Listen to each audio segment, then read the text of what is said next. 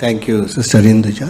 இப்பொழுது நம் மத்தியிலே சகோதரர் விக்டர் கருணாகரன் சென்னை, இந்தியாவிலிருந்து, சென்னை என்ற பகுதியிலிருந்து வந்திருக்கிறார்.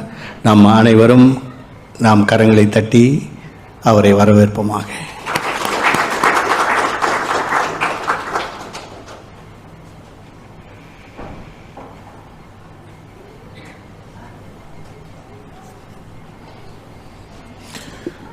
ஜெபம் செய்வோம். நல்ல தேவனே, நாங்கள் உம்மை ஸ்தோத்திரிக்கிறோம், உம்மை துதிக்கிறோம். ஆண்டவரே, இந்த ஆசீர்வதிக்கப்பட்ட தர்மையான இந்த விசேஷ கொடுகைக்காய் ஸ்தோத்திரப்பா. உம்முடைய நாமத்திலே நாங்கள் கூடியிருக்கிறோம். எங்கள் தேவன், எங்கள் நடுவிலே நீர் இருக்கிறீர். ஆண்டவரே, நீ நேற்றும் இன்றும் என்றும் மாறாத தேவன். இந்த நாளிலே கர்த்தாவே, அடிமை மறைத்து வெளிப்படுத்துவீராக. இம்மட்டுமாய் நாங்கள் உம்மை துதித்து பாடி மகிமைப்படுத்திக் கொண்டிருந்தோம்.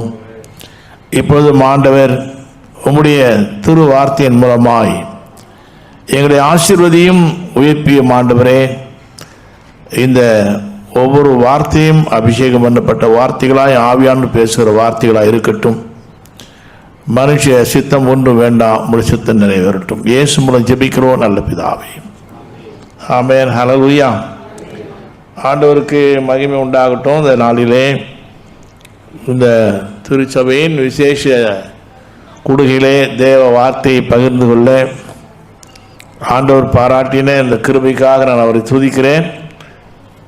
அதே போல் இந்த சபையின் போதகர் ரெவரண்ட் ஸ்டான்லி ராஜ் அவர்களுக்கும் அவருடைய குடும்பத்தாருக்கும் எனது விசேஷ நன்றியை தெரிவித்துக் கொள்கிறேன். திருச்சபையில் இருக்கிற செக்ரட்டரி, ட்ரெஷரர் என்னும் பொறுப்பில் இருக்கிற ஒவ்வொரு நிர்வாகிகளுக்கும் திருச்சபை மக்களுக்கும் என்னுடைய நன்றியும் வாழ்த்துக்களையும் தெரிவித்துக் கொள்கிறேன். என்னை குறித்து ஐயா அவர்கள் ஏற்கனவே சொன்னார்கள்.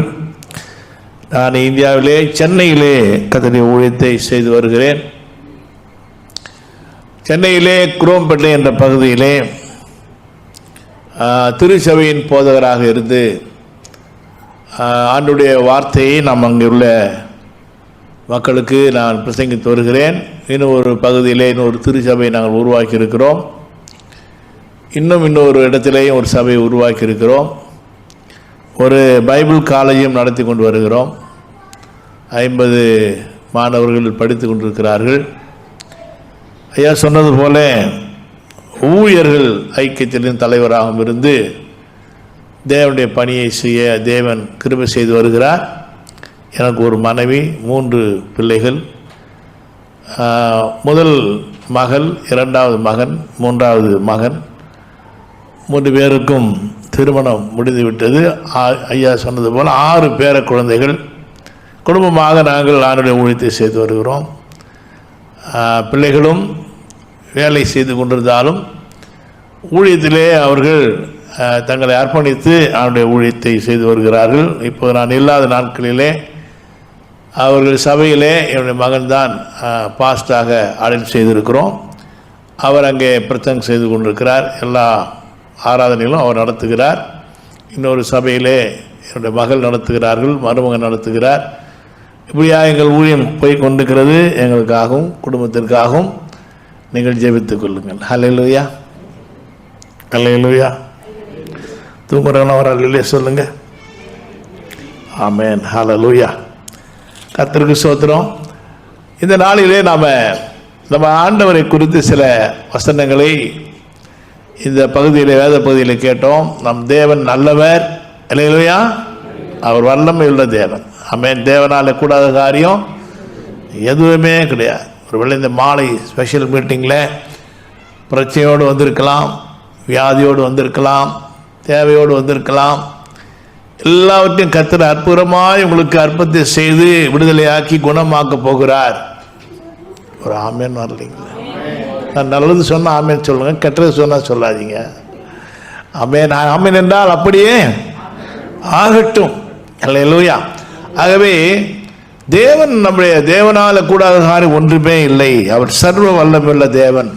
நான் ஒரு இந்துவாக, இந்து குடும்பத்திலே பிறந்தவன், தெய்வ நம்பிக்கை இல்லாதவன். சிறுபிராயத்திலே தெய்வங்களை எங்கள் இந்து முறைப்படி வழிபட்டாலும் என்னுடைய ஸ்கூல் படிக்கிற காலங்களெல்லாம் ஒரு நாஸ்திகனாக மாறி சொர்க்கம் நரகம் இதெல்லாம் நம்பிக்கையே கிடையாது. பேய் பிசாசு செய்வினை ஏவல் கடவுள் இதெல்லாம் நம்பிக்கை இல்லாமல் ஆவிகள் எதையுமே நம்பாதவனாக தான் இருந்தேன். ஆனால் வாழ்க்கையிலே பிரச்சனை மேலே பிரச்சனை கஷ்டங்கள் துன்பங்கள் வந்தபோது 3 முறை தற்கொலை செய்து கொள்ள முயற்சி செய்தேன். என்னுடைய சிறு பிராயத்தில் 19 வயசுலேயே அந்த மாதிரி ஒரு நிலைமை மிக மோசமான நிலைமைக்கு நான் போய்விட்டேன். ஆனால் ஆண்டவர் கிருபையாக என்னை ரட்சித்தார். சாட்சியை சொன்னால் சாட்சி 1 மணி நேரம் போயிடும். கொடுக்கப்பட்ட நேரம் கொஞ்சமாக இருக்கிறதுனால சுருக்கமாய் சொல்லி தேவை செய்திக்கு போகலாம். ஆனால் ஒரு முதலாவது நான் பார்த்தது ஆவி பிசாசு இருக்கிறது என்பதுதான் எனக்கு தெரிய வந்தது. பிசாசு இல்லைன்னு நினைச்சேன், ஆனால் பிசாசு இருக்குது. அப்போ பிசாசு இருக்குது என்று தெளிவாய் தெரிந்தவுடனே என்னுடைய சிந்தனையிலே பிசாசு என்று ஒன்று இருந்தால் நிச்சயமாக கடவுள் என்று ஒரு இருக்கத்தான் வேண்டும். ஆமென், அல்லேலூயா. எல்லாமே 2 தானே இருக்குது. வெளிச்சம்னா இருட்டு, பாசிட்டிவ்னா நெகட்டிவ், உண்மை என்றால் பொய், இப்படி எல்லாம் 2 இருக்கும்போது அசுத்தாவி என்றால் தெய்வத்தின் ஆவியும் இருக்கத்தான் வேண்டும். பேய் என்றால் தெய்வம் ஒன்று இருக்கணும். அப்படி என்று ஒரு ஆராய்ச்சி இருக்கும்போது என்ன செய்வது?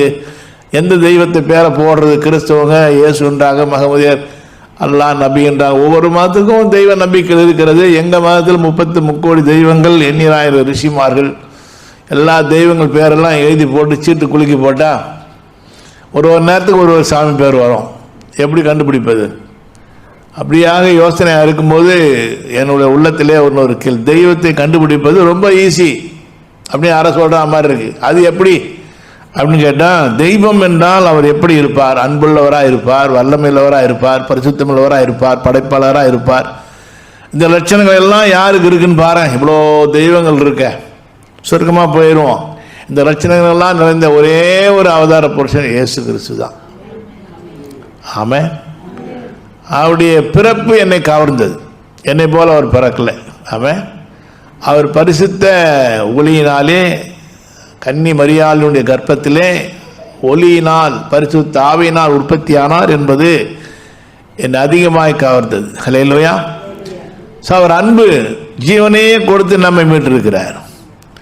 ஸோ அவர் மூலமாய் சகலமும் உண்டாயிற்று. உண்டானது ஒன்றும் அவரால் இல்லாமல், ஆமாம், வேறு யாராலும் உண்டாகலை. அவர் படைப்பாளர், அவர் அன்புள்ளவர், அவர் வல்லமையுள்ளவர்.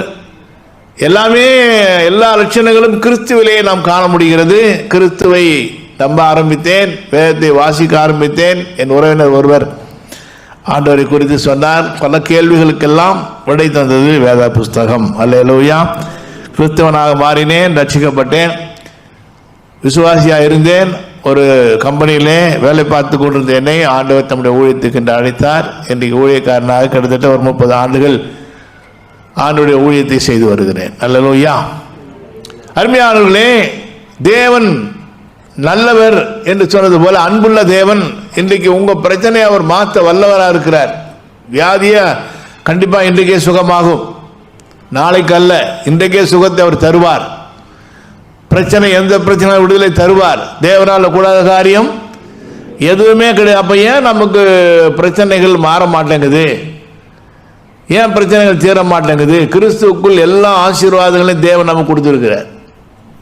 அனைத்து ஆசீர்வாதங்களும் இயேசு கிறிஸ்துக்குள்ளே இருக்கிறது. இந்த உலகத்திலே ஆதாமும் ஏவாளும் பாவம் செய்ததுனால எல்லாவற்றையும் இழந்தார்கள். நமக்கு தான் தெரியுமே, வேதம் நல்லாவே தெரியும். ஒரே மனுஷனுடைய பாவத்தினாலே, ஒரு மனுஷனுடைய மீறுதலினாலே, ஒருவனுடைய கீழ்ப்படியாமையினாலே மரணம் வந்தது, சாபம் வந்தது, வியாதி வந்தது, பேயினுடைய ஆளுகை வந்தது. எல்லாம் கெடுத்து குளிச்சவராக்குனது யாருங்க? அந்த 2 பேர் தான். அவங்க செஞ்ச பாவத்தினாலே உலகமே பாழா போச்சு. இப்ப ஆண்டவர் அன்புள்ள தேவன் இப்ப அவருடைய குமாரனையே அனுப்புறார், இதுல இருந்து மனுகுலத்தை மீட்பதற்காக. ஒரு அல்லையே அந்த இடத்துல வந்திருக்கணும். அல்லேலூயா. அவர் குமாரனை அனுப்பினார். எதுக்காக? என்ன? என்னுடைய பாவத்திலிருந்து மாத்திரமல்ல, என்னுடைய மரணத்திலிருந்து, சாபத்திலிருந்து, வியாதியிலிருந்து, தரித்திரத்திலிருந்து, எல்லாவற்றிலிருந்து அவர் என்னை மீட்டு விட்டார். அவர் தான் உலக ரட்சகர். ஹல்லேலூயா. எல்லாவற்றிலும் மீட்டு இருக்கிறார். ஒரு பகுதி மட்டும் அல்ல. என்னை பாவ மன்னிப்பு கொடுத்தார், பாவத்திலிருந்து என்னை விடுதலை ஆக்கினார் என்பது மட்டுமல்ல, என்னை நோயிலிருந்தும் அவர் என்னை மீட்டிருக்கிறார்.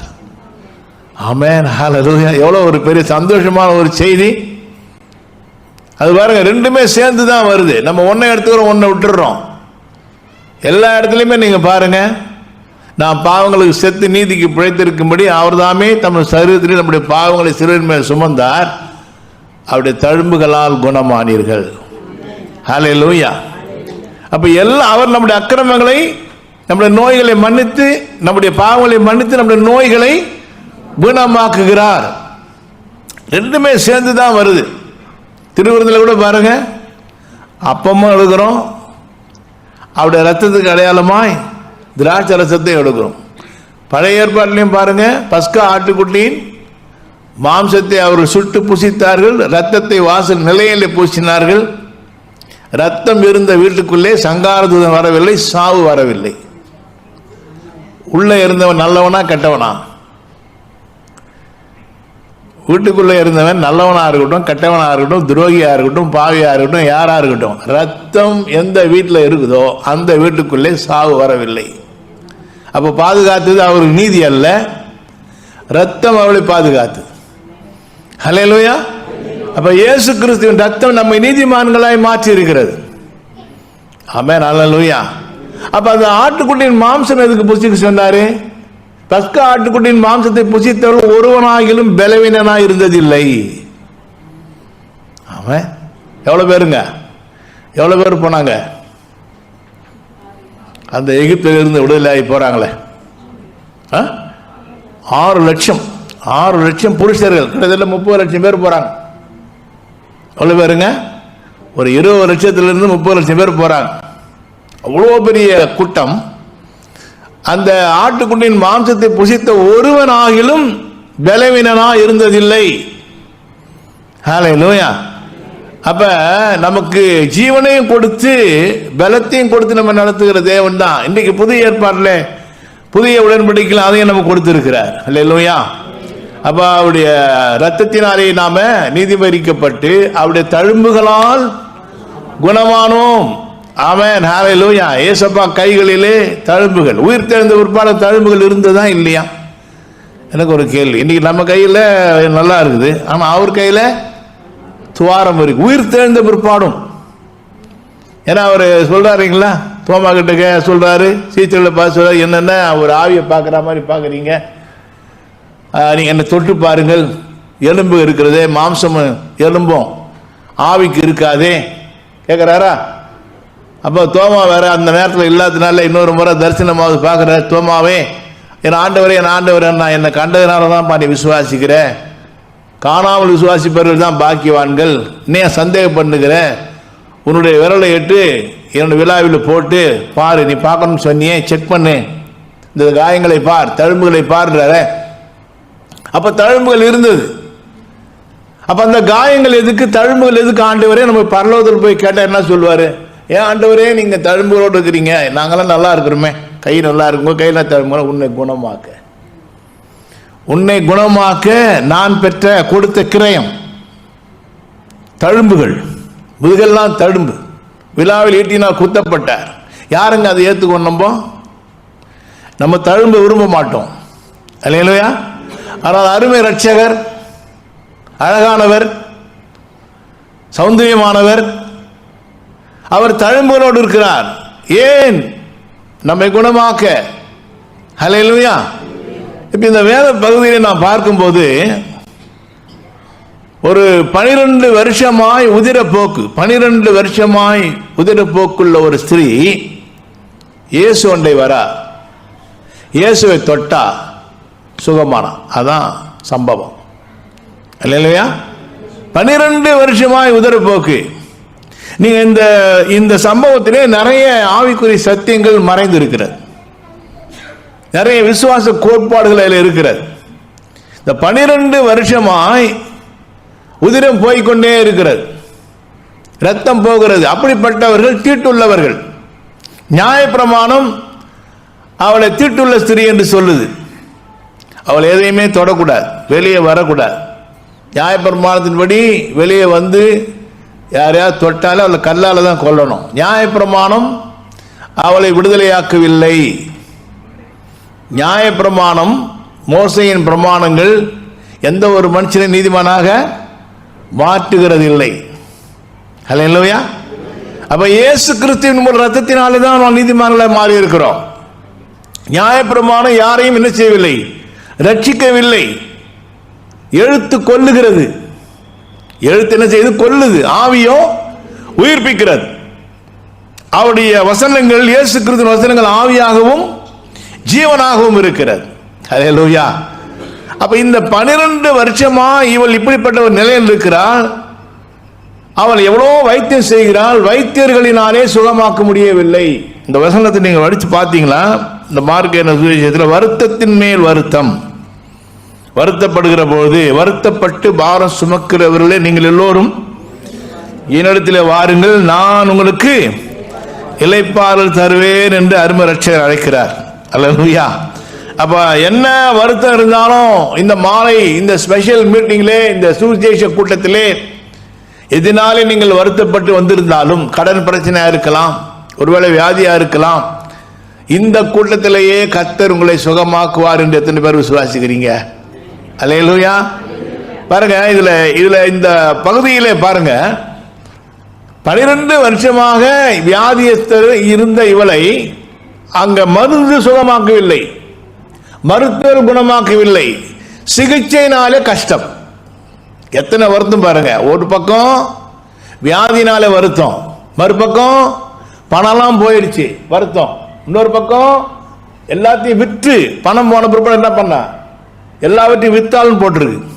தனக்கு உண்டானவில் எல்லாம் எப்போ உண்டானவில் செலவழிப்பா, எப்படியாவது இந்த வியாதியின் விடுதலை ஆகணுன்றதுக்காக பணத்தை செலவழிக்கிறாள், சுகமாகவில்லை.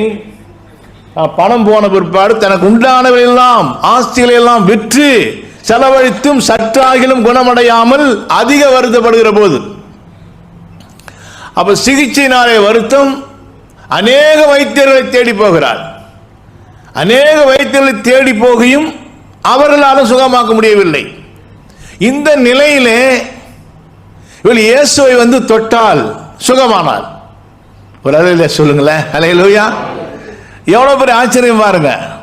அப்ப யாராலுமே விடுதலையாக்க முடியல. ஒருவேளை மருந்துகள் கைவிட்டு இருக்கலாம், மருத்துவர் கைவிட்டு இருக்கலாம், உங்கள் சுய முயற்சினாலே நீங்கள் கைவிடப்பட்ட நிலையில் இருக்கலாம், உறவினர் கைவிடப்பட்டிருக்கலாம், உறவினராலே கைவிடப்பட்டிருக்கலாம். எந்த நிலையில் இருந்தாலும் உங்களுக்கு விடுதலை இயேசுவிலே இருக்கிறது. ஹல்லேலூயா. இயேசு ஒரு நாளும் கைவிடவே மாட்டார். இந்த டிசீஸோ இல்லை மற்ற எந்த காரியமோ அது வந்து உங்களுக்கு எனக்கு பெருசா இருக்கலாம், உலகத்துக்கு பெருசா இருக்கலாம், அவருக்கு அது பெருசே கிடையாது. அல்லேலூயா. தேவனாலே கூடாத காரியம் ஒன்றுமில்லை. அந்த வசனத்தை நம்ம நினைச்சுப்போம், தேவனாலே கூடாத காரியம் ஒன்றுமில்லை. இது எங்க சொல்றாரு இந்த வசனம்? ஒரு தூதன் சொல்றான் பாருங்க. மரியாள் கேட்கிறாள, நீ ஒரு கர்ப்பவதியாகி ஒரு குமாரனை பெறுவாய் அப்படி சொன்ன உடனே அவன் கேட்கிறான், நான் புருஷனை அறியேனே, இன்னும் கல்யாணமே ஆகலையே, புருஷனை அறியேனே. அப்போ அதுதான் சொல்றான் அவன் கேப்டன், தேவனால கூடாத காரியம் ஒன்றுமில்லை, தேவன் எல்லாவற்றையும் செய்ய வல்லவர். ஹல்லேலூயா. அப்ப ஒருவேளை மெடிக்கல் ரிப்போர்ட் நம்ம சொல்லணும், ஒருவேளை உங்களால முடியாதுங்க, லாஸ்ட் ஸ்டேஜ், அட்வான்ஸ் ஸ்டேஜ் முடிஞ்சு போச்சு, இனி அவர் பழைக்க மாட்டார் சொல்லி மருத்துவம் கைவிட்டாலும் இயேசு கைவிட மாட்டார். ஹல்லேலூயா. ஏன் அப்ப காரியம் நடக்க மாட்டேங்குதுன்னா, இந்த அம்மாவுக்கு எப்படி நடந்துச்சு? எல்லாம் கைவிட்ட போது இந்த அம்மாவுக்கு எப்படி நடந்ததுன்னா, இவ போய் இயேசு கிட்ட போய் கேட்கவே இல்லைங்க.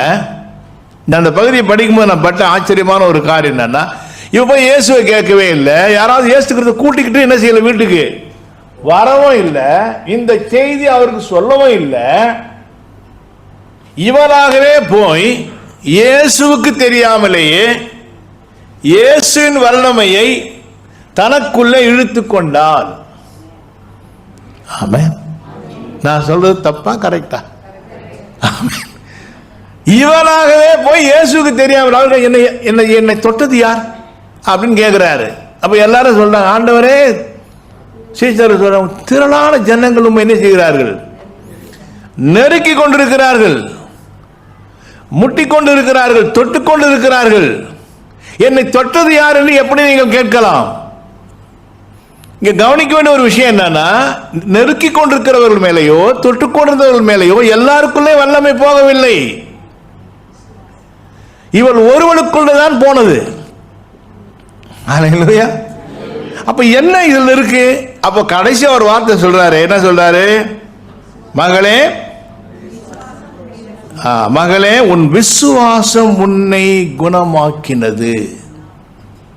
அல்லேலூயா. உன் விசுவாசம் உன்னை குணமாக்கினது. நீ சமாதானத்தோடு போய் உன் வேதனை நீங்கி சுகமாயிரு. அல்லேலூயா. இதுல பாருங்க, கவனிக்க வேண்டிய ஒரு விஷயம். முதலாவது காரியம், இவள் எதையும் தொடக்கூடாது, வெளியே வரக்கூடாது. நியாயப்பிரமாணத்தின்படி வீட்டுக்குள்ளதான் இருக்கணும். இன்னைக்கு இந்த காரியம் எங்க ஊர்ல ஃபாலோ பண்ணப்படுகிறது. இங்க இருக்கா என்ன தெரியல. அப்படிப்பட்டவர்கள், உதடுப்போக்கு உள்ளவர்கள் பூஜை அறைக்குள்ள என்ன செய்யக்கூடாது? வரக்கூடாது. பூஜை பொருள்களை தொடக்கூடாது. சாமி அறைக்குள்ள வரக்கூடாது. அந்த நாட்கள் வரைக்கும் விளக்கப்பட்டு தான் இருக்கணும். தீட்டுள்ளவர்கள் இன்றைக்கும் கடைபிடிக்கப்படுகிறது. ஆனால் பூஜை அறைக்குள்ளே வரக்கூடாது, சாமியை தொடக்கூடாது. இவ தெய்வத்தையே தொட்டு விட்டார். ஹல்லேலூயா. இயேசுவையே தொட்டு விட்டால், படைப்பாளரையே தொட்டு விட்டால், நியாயப்பிரமாணத்தை கொடுத்தவரை தொட்டு விட்டால். இப்ப என்ன கேட்கணும்? ஆண்டவர் என்ன கேட்டாரு? என்னை யார் தொட்டது? என்னிலிருந்து வல்லமை புறப்பட்டு போனது. உடனே அவன் சொன்ன, நான் தான் தொட்டேன் ஆண்டவரே, என் நிலைமை இப்படி, நான் வந்து தொட்டேன். அப்படி ஒண்ணு எவ்வளவு உனக்கு தைரியம் இருக்கும்? நியாயப்பிரமாணம் உனக்கு தெரியாது? மோசே என்ன சொல்லி இருக்கிறார்? நீ வெளியே வரலாமா, தொடலாமா? எதையுமே தொடக்கூடாது. என்னையே தொட்டு விட்டாயே, என்னையே தீட்டுப்படுத்தி விட்டாயே கேட்டார. கவனிக்க வேண்டிய ஒரு பெரிய சத்தியம், தீட்டு இயேசுவை தொட்ட உடனே தீட்டு பஸ்மமாகி விட்டது. ஒரு அலையில சொல்லுங்க, தீட்டு எதை தொட்டாலும் தீட்டு, எல்லாம் தீட்டு ஆகும். ஆனா இயேசு தீட்டாகல.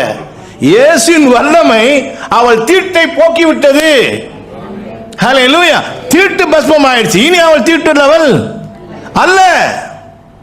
இனி அவள் உதிரப்போக்குள்ள ஸ்திரீ அல்ல. ஆமென். நியாயப்பிரமாணம் சொன்னது, மதம் சொன்னது, உலகம் சொன்னது, பாரம்பரியம் சொன்னது, தொடாதே. அவள் எல்லாவற்றையும் மீறி வந்தார். அப்ப இயேசு கண்டே நம்ம கவனிக்க வேண்டிய ஒரு விஷயம் என்ன, இன்னைக்கு கூட என்ன செய்யறா, நீங்க நம்ம எல்லாரும் ஆண்டவர்கிட்ட வர முடியாது. எல்லாரும் ஆண்டவர்கிட்ட வர முடியாது. நம்ம ரொம்ப பெர்ஃபெக்டா இருந்தாதான் ஆண்டவர்கிட்ட வர முடியும் என்ற ஒரு எண்ணம் நம்ம ஆட்கொள்ளும் போதுதான் நம்முடைய விசுவாசம் தளர்ந்து போகிறது. உண்மையாகவே நாம் யாரும் பெர்ஃபெக்ட் கிடையாது. அநேக காரியங்களில் நாம் குறைவுள்ளவர்களாக தான் இருக்கிறோம். ஒரே ஒருவர் தான் ரொம்ப பெர்ஃபெக்டானவர். யாருன்னா இயேசு ஒருவர் தான். ஆமென். நீங்க கவனிங்க, இயேசு பாவிகளை தேடி வந்த ரட்சகர். ஆமென். இன்னொரு உதாரணம் நான் சொல்லுவேன். ஒரு பாவியான ஸ்திரீ, லூக்கா 7 அவ ரொம்ப ஒஸ்ட் இல்லையா? அப்போ கேவலமான ஒரு பெண், பாவத்திலே வாழ்கிறவள், இயேசுவை தொட்டுட்டா. அங்கே பரிசேயன் விருந்துக்கு கூப்பிடுறான். இந்த சம்பவத்தை வாசிக்க நேரம் இல்லை. பரிசேயன் விருந்துக்கு கூப்பிடுறான் இயேசுவை. எல்லாரும் விருந்துக்கு வராங்க. அப்ப விருந்துக்கு வரும்போது இந்த பெண் என்ன பண்ணா, இயேசுவின் பாதத்தை தொட்டு கண்ணீராலே நனைத்து பாதத்தை முத்தம் விடுகிறாள். இயேசுவின் பாதத்தை முத்தம் விட்டு தலைமையரால் துடைக்கிறாள், பரிமள தைலம் பூசுகிறாள். இப்ப அந்த ஓனர் கவனிக்கிறான். அவன் கவனிக்கிறான், இவர் மெய்யாக இவர் தீர்க்கதரிசியே கிடையாது. தீர்க்கதரிசியாக இருந்திருந்தால் தன்னை தொட்டது யார் என்று இவருக்கு தெரிய வேணுமே. தொட விடலாமா? பெண்ணே, நீ எவ்வளவு ஒழுக்கம் கட்டவள், நடத்தை கட்டவள், பாவியானவள், பாவத்திலே வாழ்பவள், நீ என்னை தொடலாமா? அப்படிதானே கேட்கணும். இப்ப சீமோனுக்குள்ள ஓடுது, மண்டையில ஓடுது. என்ன ஓடுது? இவர் ஒரு தீர்க்கதரிசியா இருந்தால், ஏய் தொடாதே, நீ எப்படிப்பட்ட வாழ்க்கை வாழ்கிறாய், சீர்கட்ட வாழ்க்கை வாழ்கிறாய், என்னை தொடலாமா? நான் மகா பரிசுத்தர், பாவத்தை பார்க்க மாட்டாதவர். உண்மைதான், என்னை தொடலாமா என்று அவர் கேட்கவில்லை. அங்க என்ன சொல்றாரு? சீமோனே, உனக்கு ஒரு காரியம் சொல்ல வேண்டும். சொல்லுங்க ஆண்டவரே. நான் உன் வீட்டுக்கு வந்தேன், நீ எனக்கு என்ன செய்யல? தண்ணீர் கொடுக்கல. நீ என்னுடைய பாதத்தை முத்தமிடவில்லை, என்னுடைய பாதங்களை துடைக்கவும் இல்லை. ஆனா இவன் என்ன பண்ணா? கண்ணீரினால் என் பாதத்தை நனைத்து, தலைமையினால் துடைத்து, என் பாதங்களை முத்தமிட்டு, என் மிகுதியாய் அன்பு கூர்ந்தபடியால் நான் உனக்கு சொல்லுகிறேன், என்னுடைய பாவங்கள் மன்னிக்கப்பட்டது. ஒரு அலையிலே சொல்லுங்களேன், எவ்வளவு நல்ல ஆண்டவர். நம்முடைய ஆண்டவர் காம்ப்ரமைஸ் பண்ணல. ஓகே, நீ வாழற வாழ்க்கை சரிதான் சொல்லல, அவளை விடுதலை ஆக்குறார். அவ பாவ வாழ்க்கை ஒழிந்தது என்று சொல்லுகிறேன்.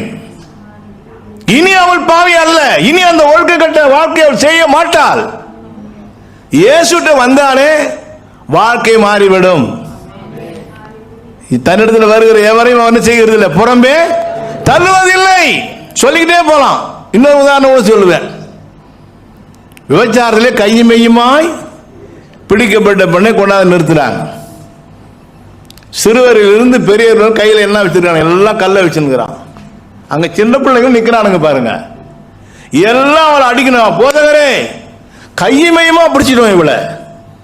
விபச்சாரத்திலே இவள் செய்யும் போது நாங்கள் கையுமையுமா பிடித்த இவளை மோசேயின் நியாயப்பிரமாணத்தின்படி இவள் என்ன பண்ணணும்?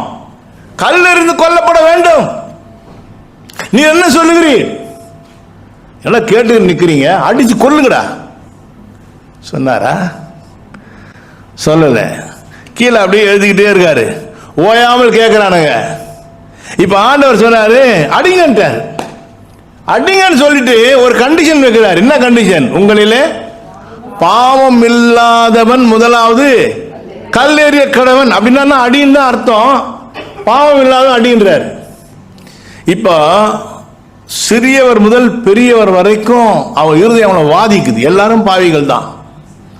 ஒரே எல்லாரும் கல்ல போட்டு என்ன செஞ்சிட்டான்? போயிட்டான். இப்ப ஆண்டவர் எழுதுகிறார், எங்கம்மா உன் மேல உன்னை நியாயத்திற்கு ஆக்கின தீர்ப்புகள் ஆக்க வந்தாங்களா? அவங்களாம் எங்க? எல்லாரும் போயிட்டாங்க ஆண்டவரே. இவளுக்கு அப்படியே துடிக்குது பாருங்க. அடிச்சு கொண்டு இருந்தா என்ன ஆயிருக்கும்? கல் அடி பட்டா எப்படி இருக்கு? அடி எலும்பெல்லாம் உடைஞ்சு ரத்தம் பீறிட்டு நொறுங்கி எலும்பு துடி துடித்து சாகிற ஒரு வாழ்க்கை இல்லைங்களா? அவளுக்கு அப்படியே இருதயம் உறைந்து போயிருக்கும். ஏன்னா அடிச்சு கொல்ல போறாங்க. அந்த சிச்சுவேஷன் இனிய வாழ்வு கிடையாது அவளுக்கு. ஆனால் அந்த சூழ்நிலையில இப்ப எல்லாம் போயிட்டு உடனே இயேசு என்ன சொல்றாரு? நான் உன்னை ஆக்கினைக்குள்ளாக தீர்க்கிறது இல்லை, நானும் உன்னை ஆக்கினைக்குள்ளாக தீர்க்கவில்லை. யாருங்க அவரு? ரட்சகருங்க அவரு. பாவிகளை மீட்க வந்த ரட்சகர் அவர். நியாயப்பிரமாணம் இல்ல, கொல்ல வந்தவர் அல்ல, ரட்சிக்க வந்த எம்பெருமான். ஹல்லேலூயா. நான் உன்னை ஆக்கினைக்குள்ளாக தீர்க்கவில்லை. இப்ப அவர் கிருபை என்ன சொல்லுது? இனி பாவம் செய்யாதே. அப்ப நீங்க என்ன? நான் சொல்றேன், நிச்சயமா சொல்றேன், அவள் அந்த வேசித்தன பாவத்துக்கு போயிருக்கவே மாட்டாள். லைஃபே மாறிட்டு இருக்கும். ஆமென். ஹல்லேலூயா. ஆகவே நம்முடைய ஆண்டவர் நம் எப்பேற்பட்ட நிலையில் இருந்தாலும் நம்மை அவர் மாற்ற விரும்புகிறார். உங்கள் வியாதியை குணமாக்க விரும்புகிறார். நம்முடைய பலவீனத்தை அவர் மாற்ற விரும்புகிறார். நம்முடைய ஆவிக்குரிய வாழ்க்கையை வெற்றி காண வைக்க அவரால் தான் முடியும். அவர் இல்லாமல் நம்மால் ஒன்றும் செய்யவே முடியாது. இது நல்லா புரியும். நான் வாழ்ந்துருவேன், நான் ஜெபிச்சிருவேன், நான் பரிசுத்தமா வாழ்ந்துருவேன், தோல்வி தோல்வி தோல்வி தோல்விதான். ஆமென். நான் வாழ்ந்துருவேன், நான் செய்திருவேன்னா என் சுயபலத்தை நம்புகிற வரைக்கும் தோல்விதான். நான் கிறிஸ்துவை நம்புகிற வரைக்கும் ஜெயம்தான். என்னை பலப்படுத்துகிற கிறிஸ்துவினாலே எல்லாவற்றையும் செய்ய எனக்கு என்ன உண்டு? பலன் உண்டு. பவுல் சொல்றார், என்னை பலப்படுத்துகிற கிறிஸ்து. நீங்கள் கிருபைக்கு கீழ்ப்பட்டிருக்கிறபடினால் பாவங்களை என்ன செய்யாது, மேற்கொள்ள மாட்டாது. ஆமென், அல்லேலூயா. அப்ப கிறிஸ்து நம்ம என்ன செய்யறோம், நியாயப்பிரமாணம் செய்ய முடியாத அவர் செய்கிறார். கிறிஸ்து நம்மை பாவத்திலிருந்து விடுதலையாக்குறார். மாத்திரமல்ல, நம்முடைய நோய்களை அவர் குணமாக்குறார். இங்கு இந்த அம்மாவுக்கு முதலாவது இயேசு அண்டை வருவதற்கு இருந்த தடைகள் எல்லாம் தூக்கி எறிந்து விட்டு வந்தார். நம்பர் 1, என்னென்ன தடை இருந்ததுங்க? பலவீனம் இருந்தது. ஒருவேளை 12 வருஷமா அவன் வியாதியாவே இருந்து பழகிட்டா. ஒரு நம்பிக்கை என்ன பண்ணிருக்கலாம், இழந்திருக்கலாம். இப்படியே வாழ்ந்துட்டோம், இனி என்ன இருக்கு, 12 வருஷம் இந்த வாழ்க்கை இப்படிய பாழா போச்சு, இனிமேல் எனக்கு வாழ்வே கிடையாது நினைச்சிருக்கலாம்.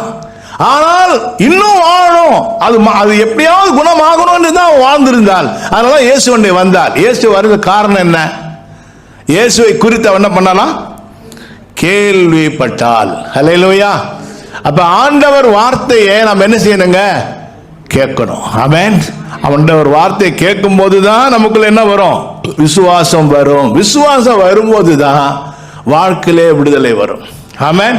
நீங்க பாருங்க, விசுவாசம் பாருங்க, விசுவாசம் வந்த உடனே அவன் என்ன பண்றான், அவருக்குள்ள ஒரு விசுவாச வார்த்தை பேசுறா. என்ன வார்த்தை பேசுறா, நான் அவருடைய வஸ்திரத்தை தொட்டாலே சொஸ்தமாவேன் என்று என்ன பண்ணலாம் சொன்னா.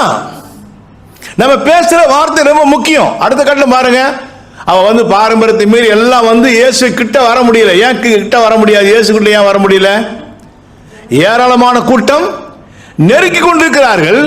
ஆனால் பலவீனமான இவள் எப்படியோ அநேகருடைய கால்களில் வழியை பூந்துதான் வந்திருக்கணும் நான் நினைக்கிறேன், இல்லைங்களா? எப்படியோ அவன் ஆண்டவர் கிட்ட தொடரான்னா எவ்வளவு பெரிய கஷ்டம் பாருங்க. ஆனால் அப்படிப்பட்டவர்கள் தான் ஆண்டவர் விடுதலை பெற முடியும். எந்த கதை வேணா எடுத்து பாருங்க. சகே யாருங்க, ஒரு டாக்ஸ் கலெக்டர். அவன் என்ன பண்ணா, ஒரு சின்ன பையனை போல இயேசுவை பார்க்க ஒரு மரத்து மேல ஏறுறான் பாருங்க. அப்படி யாராவது ஏறுவாங்களா? ஒரு வரி வசூல் பண்ணுகிற ஒரு ஆபீசர், அவன் ஒரு பெரிய மனுஷன், சின்ன பிள்ளை தான் மரத்துல ஏறும்.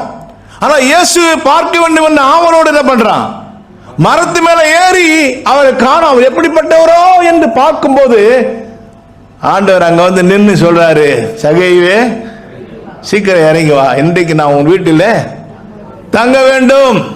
ஆண்டவரத்தை ஆவலாய் வருகிறவர்கள், தேடி வருகிறவர்களை அவர் ஒரு நாளும் கைவிடவே மாட்டார். ஆமென். இரண்டாவதாக, இயேசுவை குறித்து அவள் என்ன பண்ணா, கேள்விப்பட்டு விசுவாசத்தை பேசினார். நம்ம பேசுற வார்த்தை ரொம்ப முக்கியங்க. ஹல்லேலூயா. எத்தனை பேருக்கு உங்களுக்கு புரியுது தெரியல. நம்ம வார்த்தை நம்ம எதிர்மறையா பேசிக்கிட்டே இருந்தோமா, தேவன் அற்புதத்தை நம்ம பார்க்க முடியாது. ஹல்லேலூயா. வார்த்தை ரொம்ப முக்கியம். நீதிமொழியின் புத்தகம் 12:21, மரணமும் ஜீவனும் நாவின் அதிகாரத்தில் இருக்கிறது. நம்ம பைபிள்ல இருக்கு. கேத்தலிக் பைபிள் எப்படி இருக்கு தெரியுங்களா? வாழ்வது நாவாலே, சாவதும் நாவாலே.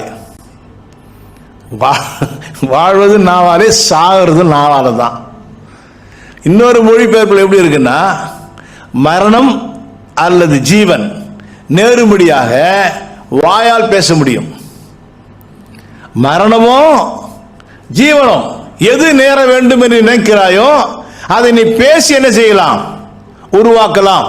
ஏசப்பா என்ன சொல்றாரு, எவனாகில் இந்த மலையை பார்த்து பெயர்ந்து, மார்க் 11:23, எவனாகில் இந்த மலையை பார்த்து பெயர்ந்து சமுத்திரத்தில் தள்ளுண்டு போ என்று சொல்லி தான் சொன்னபடியே நடக்கும் என்று தான் இருதயத்தில் சந்தேகப்படாமல் விசுவாசித்தால் அவன் சொன்னபடியே ஆகும். எங்க சொல்றாரு இத? நல்லா கவனிச்சு பாருங்க. இயேசுக்கு பசி எடுக்குது. ஒரு காட்டுலத்தி மரத்தை பார்க்கிறார். இலைகள் மாத்திரம் தான் இருக்கு, கனிகள் அங்கே இல்லை. ஆனா இலை இருந்தா கனி இருக்கணும். ஆனா அது சீசன் இல்லை. அந்த சீசன் இல்லாத நேரத்தில் ஆண்டவர் அங்க கனி தேடி போறாரு. கனி இல்லாதனால அவர் அந்த மரத்தை பார்த்து சொல்றாரு, இனி ஒருவனும் ஒரு காலம் உன்னிடத்தில் கனியை புசியாது இருக்க கடவுள் சொல்லிட்டாரு. சொல்லிட்டு ஆண்டவர் மறுபடியும் என்ன செய்யறாரு, அது வழியா தான் வரார். மறுநாள் வந்தால் அந்த மரம் வேரோடு பட்டு போயிருக்கிறது. உடனே அத பேதுரு, ரபி நீர் சபித்த அத்தி மரம் வேரோடு பட்டு போயிற்று. இப்ப இயேசு அங்க என்ன சொல்லி இருக்கணும், எனக்கு நான் யோசித்து பார்த்தேன், ஆண்டவருக்கு இப்போ தெரியுதுங்களா நான் யாருன்னு தெரியுதா உங்களுக்கு? நான் சொன்ன எல்லாம் நடக்குன்னு சொல்லியிருந்தாலும் பிரச்சனை இல்லை. இப்போ அவர் என்ன சொல்றாரு? எவனாகிலன்ற. அதுக்கு ஆன்சர்னா, ரபி நேத்து நீங்க சபித்த அத்தி மரம் இன்னைக்கு வேரோட பட்டு போய் இருக்குன்னு சொன்னா அதுக்கு ஆன்சர் என்ன சொல்றாரு? எவனாகிலும். எவனாகிலும் நீங்க மலையை பார்த்து நீ பெயர்ந்து போ, சமுத்திரத்துல போய் விழு அப்படி சொன்னா நீ சந்தேகப்படாம, எங்க உன் மண்டையில இல்ல, உன் இருதயத்திலே, உன் ஆவியிலே சந்தேகப்படாமல் விசுவாசித்தால் அது அப்படியே நடக்கும் என்று சொல்லுகிறேன். ஹல்லேலூயா. அப்ப மலையே ஆண்டவர் நம்மால் பெயர்க்க முடியும் என்று சொன்னால், அப்போ நம்ம எதிராக இருக்கிற பிரச்சனைகளை நம்ம என்ன செய்ய முடியும்? அகற்ற முடியுமா முடியாதா? கண்டிப்பா முடியும். நம்ம வார்த்தையை நம்ம நம்பணும். ஹல்லேலூயா. ஏனென்றால் உலகத்தில் இருப்பவனில் நமக்குள் இருக்கிறவர் பெரியவர். நாம் தேவனை போல படைக்கப்பட்டிருக்கிறோம். ஹல்லேலூயா. அப்ப விசுவாசம் என்ன செய்கிறது? பேசுகிறது. நிறைய வசனங்கள் இருக்கு, நான் சொல்ல நேரம் இல்லை, நேரம் போவதனால் நான் முடிக்க விரும்புகிறேன். ஆகவே இந்த பெண் பேசினாள், விசுவாச வார்த்தையை பேசினாள். 6 லட்சம் பேர் வந்தாங்கன்னு சொன்னீங்க இல்லையா? கிட்டத்தட்ட 30 லட்சம் பேர் வராங்க. ஆனா எத்தனை பேர் இதுக்குள்ள போனாங்க? கானானுக்குள்ள. ஆண்டவர் விடுதலை ஆக்கிறவனே கொடுத்த வார்த்தை என்ன? உங்களை பாலும் தேனும் ஓடுகிற நலமும் விசாலமான தேசத்தில் கொண்டு போய் சேர்ப்பேன்றார். ஆனா போனவங்க எத்தனை பேர் தெரியுங்களா? 2 பேர் தான் போனாங்க. ஏன் 2 பேர் போனாங்க? அந்த 2 பேர் தான் என்ன பண்ணாங்கன்னா நல்ல வார்த்தையை பேசுறாங்க, விசுவாச வார்த்தையை பேசுறாங்க. பிரியமானவர்களே, இன்னைக்கு என் ஜனங்கள் எதனாலே அழிகிறது? ஆண்டவர் என் ஜனங்கள் அறிவு இல்லாமையினால் சங்காரமாகிறது என்றார் ஆண்டவர். நீ யாரால கெட்டாய்? வாயால கெட்டான். நுணலும் தன் வாயால் கேடுன்னு ஒரு பழமொழி சொல்லுவாங்க. நுணலும் கூட தன் வாயால் தான் கெடுது. நம்ம பாருங்க, அநேக நேரங்களில் பாருங்க, நம்ம வாயை தவறா பேசுறோம், நம்ம கோபம் வரும்போது தவறா பேசுறோம், நம்ம சரீரம் உணர்றதை பேசுறோம். ஆனால் நம்ம உணர்றதை பேசாம எதை பேசுறோங்க? வார்த்தையை பேச வேண்டும். அல்லேலூயா. சில பேர் சொல்லலாம், என்னையா ஆண்டவர் நினைச்சாருன்னா செஞ்சிருவாரே. ஆண்டவர் நினைச்சா செஞ்சிருவாரா? ஆண்டவர் நினைச்சா செய்வாரே. அப்ப ஆண்டவர் எல்லாரையும் கொண்டு போய் விட வேண்டியது தானே. இப்போ ஆண்டவர் சித்தம் என்ன? எல்லாரும் ரட்சிக்கப்படணும். ஆமென். எல்லாரும் ரட்சிக்கப்படணும், எல்லாரும் பரலோகம் போகணும். தேவ சித்தம் நிறைவேறுதா? எல்லாரும் பரலோகம் போவார்களா? எல்லாரும் ரட்சிக்கப்பட்டவர்களா? இல்லை. ஏன்? எல்லாரும் இயேசுவை என்ன செய்யவில்லை? விசுவாசிக்கவில்லை. விசுவாசிக்கிறவன் தான் ரட்சிக்கப்படுகிறான். விசுவாசிக்கிறவர்கள் தான் தேவனிடத்திலிருந்து எல்லாவற்றையும் பெற்றுக் கொள்கிறார்கள். 2 வசனம் பாருங்க, மிக முக்கியமான வசனம். எபிரேயர்ல 11:6 எபிரேயர் 11:6 விசுவாசம் இல்லாமல் தேவனுக்கு பிரியமா இருப்பது கூடாது. தேவனிடத்தில் சேருகிறவன் உண்டென்றும் தம்மை தேடுகிறவர்களுக்கு பலன் அளிக்கிறவர் என்றும் விசுவாசிக்க வேண்டும். 6 என்ன சொல்லுது? வாக்குத்தத்தமான ஆசீர்வாதங்களை விசுவாசத்தினாலும் நீடிய பொறுமையினாலும் சுதந்திரித்துக் கொள்ளுகிறவர்களை பின்பற்றுங்கள் சொல்லுது. அப்ப விசுவாசத்தினாலும் நீடிய பொறுமையினாலும் வாக்குத்தத்தமான ஆசீர்வாதம் சுதந்திரித்துக் கொள்ளுகிறோம். அல்லேலூயா. அப்ப அந்த விசுவாசம் என்ன செய்கிறது? நம்முடைய வார்த்தையின் மூலமாக நிச்சயமாக நாம் பேச வேண்டும். அல்லேலூயா. அப்ப தேவனால கூடாத காரியம். எவனாலும் மலையை பார்த்து பேசுனா நம்ம மலையை பற்றி பேசுறோம். மலையை பற்றி ஆண்டவர்கிட்ட பேசுன்னு சொல்லல பைபிள். மலையை பற்றி என்கிட்ட பேச சொல்ல, மலையை பார்த்து பேசு. மலையை பார்த்து பேசுனா உங்க வியாதியை பார்த்து நீங்க என்ன பண்ணணும்? பேசணும். உங்க கடன் பிரச்சனையை பார்த்து என்ன செய்யணும்? பேசணும். வெளியே போ, சரீரத்தை விட்டு போ என்று சொன்னா அது போகுமா? போகுமா? போகும். பாருங்க, இதெல்லாம் பிரமாணங்கள். நான் ரட்சிக்கப்பட்ட புதுசுல சில காரியம் நான் சொல்ல விரும்புகிறேன். அதாவது ஒரு 2 சாட்சி சொல்லி முடிச்சிடுறேன். ரட்சிக்கப்பட்ட புதுசில் எங்கள் வீட்டில் ஒருத்தருக்கு அம்மா வந்தது. நான் ரட்சிக்கப்பட்ட புதுசு 20 வயசு இருக்கு எனக்கு. அம்மா வந்தவொடனே அப்போ அம்மா வியாதி பரவுது. அப்போ நான் சொன்னேன், இந்த அம்மா என்கிட்ட வரவே வராது அப்படி சொன்னேன். ஏன்னா நான் ஒரு கிறிஸ்தவன், நான் ஆண்டவர் பிள்ளை. அதனால இந்த அம்மா என்ன செய்யாது, அதை அவங்க சாமியா வணங்குவாங்க. ஊரில். அப்போ இந்த சாமி என்கிட்ட வரவே வராது, இந்த அம்மா எனக்கு வரவே வராது. நீங்கள் சுருக்கமாக சொல்ல, 13 பேர் எங்கள் வீட்டில். அதாவது நான் தான் மூத்த பையன், எனக்கு கீழே 9 பேர். அப்போ அம்மா அப்பா 10 2 12 ஒரு அத்தை ஒன்று, 13 பேருக்கு சமையல் ஆகும். எவ்வளோ பேர் வீடு பார்த்துங்க. அப்போ அந்த 13 பேருக்கும் ஒரு மாதிரி அம்மா எல்லாரையும் பார்க்குது. 12 பேருக்கு அம்மா வந்தது, எனக்கு மட்டும் வரல. ஒரு அல்ல சொல்லுங்க. எனக்கு இந்த பிரமாணம்லாம் தெரியாது. ஆனால் தேவ வார்த்தை வேலை செய்து பாருங்க. எனக்கு வராது, அது கான்பிடன்ஸ் சொன்ன. இந்த பேய் என்கிட்ட வராது. ஏன்னா நான் ஆண்டவர் பிள்ளை, வராமையே போயிடுச்சு. ஆனால் நம்ம சில பேர் சொல்ல, நம்ம அப்படி சொல்லக்கூடாது. வராதுன்னு சொன்னா வந்துடும், விழாதுன்னு சொன்னா விழுந்துடுவேன் அப்படின்னு சொல்லி கொடுப்பான். அதை நீங்க நம்பாதீங்க, ஆண்டவர் சொன்னதை நம்புங்க. அல்லேலூயா. அப்ப எந்த விதமான உனக்கு விரோதமாக உருவாக்கப்படும் எந்த ஆயுதமோ வாய்க்காதே போகும். அப்ப கிறிஸ்துவுக்குள்ளே நான் ரட்சிக்கப்பட்டிருக்கிறேன். பாவத்திலிருந்து மாத்திரமல்ல, சாபத்திலிருந்து, வியாதியிலிருந்து எல்லாம் ரட்சிக்கப்பட்டிருக்கிறேன், மீட்கப்படுகிறேன் சொன்னா நீங்கள் அப்படியே தேவ வல்லமை உங்களுக்குள்ளே சுகத்தை உண்டாக்கும், அற்புதத்தை உண்டாக்கும். ஆமென், ஹல்லேலூயா. ஏனென்றால் தேவன் எங்க இருக்கிறார்? அன்றைக்கு அந்த பெருமாள் சரி தேவனை தேடி போகணும். இன்றைக்கு தேவன் எங்க இருக்கிறார்? தேவன் உங்களுக்குள்ளேயே இருக்கிறாரே. இந்த பாக்கியம் எப்படி கிடைச்சதுங்க? பழைய ஏற்பாட்டு காலத்தில் தேவன் எங்க இருந்தார்? பழைய ஏற்பாட்டு காலத்தில் தேவன் எங்க இருந்தார்? மகா பரிசுத்த ஸ்தலத்திலே, உடன்படிக்கை பெட்டி அண்டையிலே, கேருபின் மத்தியிலே. அங்கிருந்தா தேவன் பேசுவார், ஜனங்களுக்குள்ள இல்லை. மகா பிரதான ஆசாரியன் வருஷத்துல ஒரு முறை அங்க போவான். அவனும் தப்பு பண்ணி தான் அங்க செத்தான். தேவன்கிட்ட யாரும் வரவே கூடாது. தேவன் பரிசுத்தர். மலை மேல இறங்குறார், சீனாய் மலையில் இறங்குறார். மாடு கூட என்ன செய்யக்கூடாது, அங்க மேயக்கூடாது. ஒரு மனுஷன் மலை தொட்டா செத்தான். ஆனால் புதிய ஏற்பாட்டிலே அதே தேவன் இன்றைக்கு உனக்குள்ள இருக்கிறார், எனக்குள்ள இருக்கிறார். எப்படி நடந்தது? எப்படி நடந்தது? அல்லேலூயா.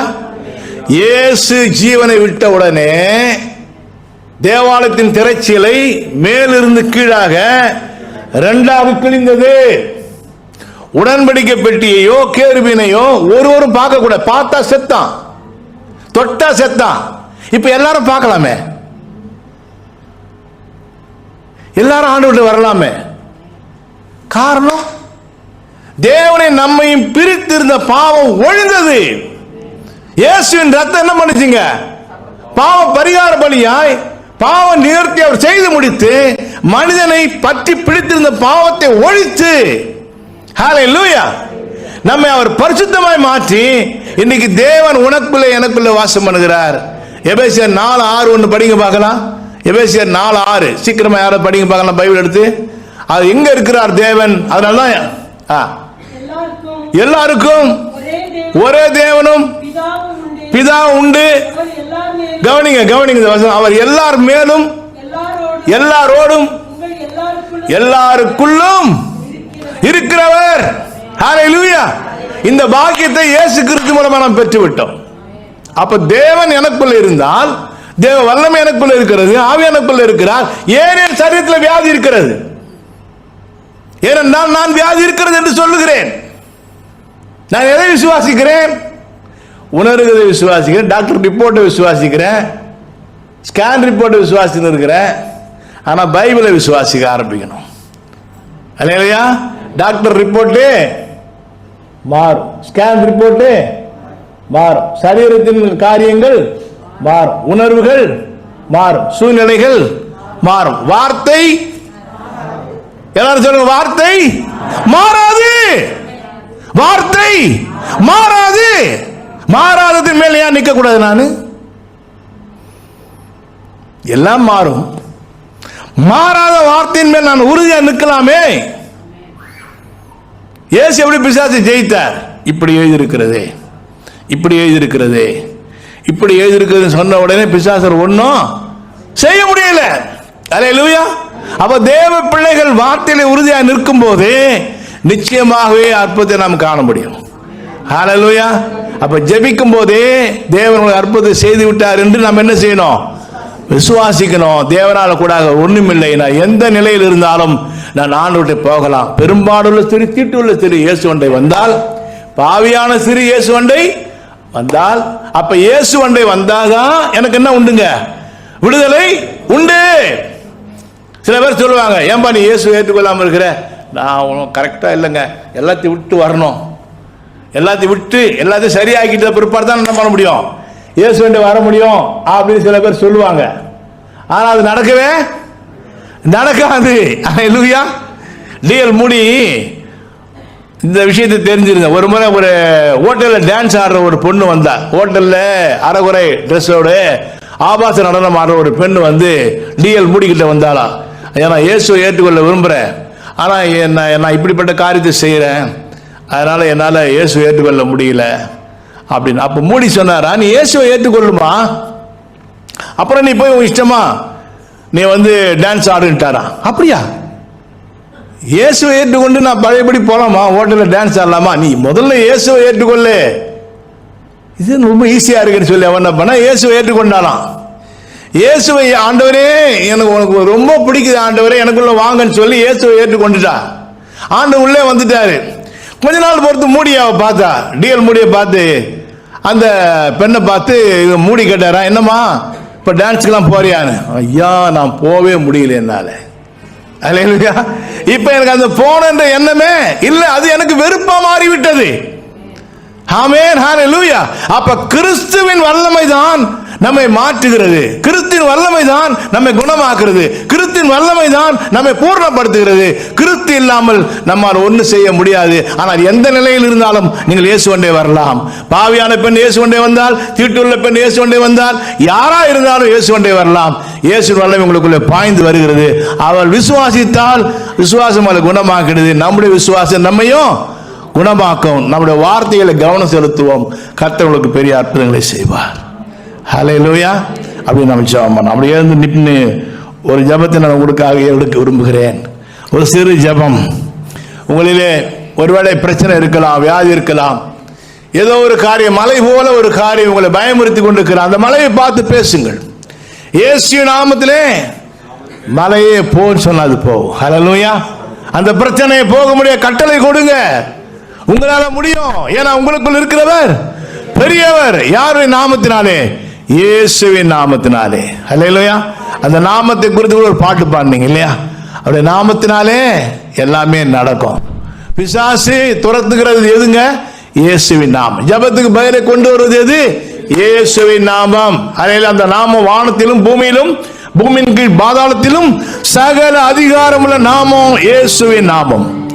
அந்த இயேசுவின் நாமத்தை எடுத்து நீங்க துரத்துங்க. நான் ஜெபம் பண்ணும். நல்ல தேவனே, இது ஆசீர்வதிக்கப்பட்ட தர்மியான ஆண்டவர் இரவு வேளைக்காய் ஸ்தோத்திரப்பா. இந்த ஆண்டவரே கூட்டத்திலே வியாதியோடு இருக்கிற பிள்ளைகளுக்காக நான் ஜெபிக்கிறேன். இந்த நேரத்தில் நீங்க வியாதி நீங்கும்படியாக இந்த ஜெபத்தை ஆண்டவர் கேட்டு உங்களுக்கு அற்புதம் செய்வார்னு நம்புங்க. நீங்க வியாதியோடு இருந்தால், சரீரத்தில் பலவீனம் இருந்தால், ஒருவேளை முதுகு வலியோ மூட்டு வலியோ அல்லது சுகர் வியாதியோ, எந்த வியாதியா இருந்தாலும் உங்களுடைய நெஞ்சிலே நீங்கள் கையை வைத்துக் கொள்ளுங்க. உங்களுக்காக நான் ஜெபிக்க போறேன். கர்த்தர் அற்புதம் செய்வார். நம்முடைய ஆண்டவர் நல்லவர், வல்லவர், சர்வ வல்லவர். அவரால் கூடாத காரியம் எதுவுமே கிடையாது. நல்ல தேவனே, இந்த ராத்திரி வேளையிலே காரியங்களை வைத்துக் கொண்டிருக்கிற பிள்ளைகளுக்காக நான் ஜெபிக்கிறேன். நீ நல்லவரப்பா. அந்த பெரும்பாடு உள்ள ஸ்திரீயினுடைய உதிர போக்கு உம்மை தொட்ட உடனே சுகமானது போல, குணமானது போல, இப்போதும் ஆண்டவரே உம்முடைய வல்லமை உம்முடைய பிள்ளைகள் மேல இறங்கி அற்புத சுகத்தை கொடுக்கும்படியாக நான் ஜெபிக்கிறேன். பலத்தினாலும் அல்ல, பராக்கிரமத்தினாலும் அல்ல, என் நாவினாலே ஆகும் என்று சொன்ன தேவன் இப்போதே ஒரு அற்புதத்தை இப்போது செய்வீராகப்பா. உங்களுடைய இரக்கம், உங்களுடைய மனதுரக்கம், உங்களுடைய அன்பு ஆண்டவரே, அதை செய்கிறதுக்காக நன்றி ஆண்டவரே. கடன் பிரச்சனைகள் மாறட்டும், சகல வியாதிகளும் இப்போதே மாறி போவதாக. எல்லா வலிகளும் மறையட்டும் ஆண்டவரே. வயிற்று வலி மறையட்டும் ஆண்டவரே. மூட்டு வலிகள், ஆர்த்தரைட்டிஸ் வியாதி இயேசுவின் நாமத்தில் சுகமாகட்டும். ஆண்டவரே, எல்லா விதமான பலவீனங்களும் இப்பொழுது மறைந்து போகிறதுக்காய் நன்றி ஐயா. கர்த்தர் தொடுகிறதுக்காய் நன்றி, கர்த்தர் தொடுகிறதுக்காய் நன்றி, உடைய வல்லமை தொடுகிறதற்காக நன்றி அப்பா. அற்புதத்தை செய்கிறதுக்காக நன்றி ஆண்டவரே. கடன் பிரச்சனை மாறட்டும் ஆண்டவரே. மனத்தில் இருக்குதான எல்லா விதமான கலவரங்கள், பயத்தின் ஆவிகள் ஆண்டவரே மறைந்து போகட்டும் இயேசுவின் நாமத்தினாலே. எல்லா சத்தின் போராட்டங்களும் நீங்கட்டும். கர்த்தர் தொடுவீராக அப்பா. ஒவ்வொரு பிள்ளைகளையும் தொட்டதுக்காய் நன்றி, அதிசயத்தை செய்ததுக்காய் நன்றி ஆண்டவரே. உம்முடைய அன்பினாலும் உம்முடைய இரக்கத்தினாலும் உம்முடைய மனதுருக்கத்தினாலும் அதை செய்தபடியால் நன்றி. எல்லா மகிமைக்கு செலுத்துகிறோம். இயேசுவின் ஜெபிக்கிற நல்ல பிதாவே, ஆமென், ஆமென்.